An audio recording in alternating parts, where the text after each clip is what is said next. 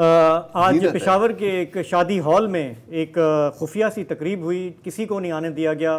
لوگ صحافی بھی انہوں نے بھی کوشش کی جانے کی، لیکن ان کو روک دیا گیا. بہت سیکیورٹی تھی وہاں پہ، اور پتہ بعد میں یہ چلا کہ وہاں پہ ہم خیال لوگوں کا ایک اجتماع ہے جس کو لیڈ کر رہے ہیں پرویز خٹک صاحب. سابق وزیر اعلیٰ محمود خان بھی وہاں پہ تھے. اعلان ہوا نئی پارٹی کا کہ اس کا نام ہوگا پی ٹی آئی پارلیمنٹیرینز، پی ٹپ.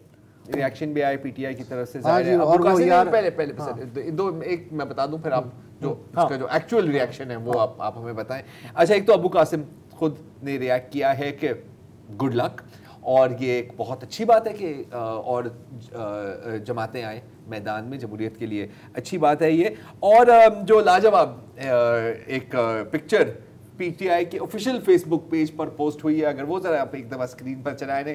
پاکستان تحریک انصاف ہماری کوئی دوسری برانچ نہیں ہے، اور نیچے بھی ایک چھوٹی سی لائن تھی کہ یہ اہم معلومات ہیں پبلک کے لیے. I like the sense of humor. یار اچھا ہے سینس آف ہیومر. لیکن اب آپ سنیں، وہ اب چیک کریں یار، پی ٹی آئی جو ہے وہ اب میچور ہوتی جا رہی ہے. بچے ایسے ہی بڑے ہوتے ہیں. آفیشیل رد عمل یہ ہے کہ مونسون جاری ہے اور ملک میں ساون کی گھاس کی طرح سیاسی جماعتیں اگ رہی ہیں.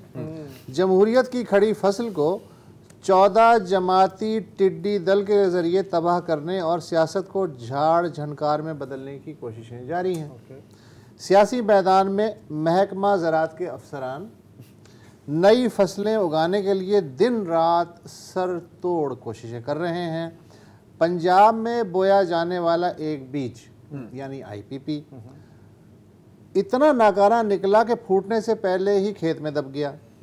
خیبر پختونخوا میں پارلیمنٹیرین نامی بیج بھی عوامی رد عمل کی پہلی بارش میں ہی صاف ہو جائے. یار آپ چیک کریں نا، ہم محکمہ زراعت کے عملے کے شکر گزار ہیں کہ اس نے پس پردہ سازشوں میں مصروف گندے انڈوں کو سامنے لانے کے لیے بہت محنت کی. مطلب آپ کا شکریہ.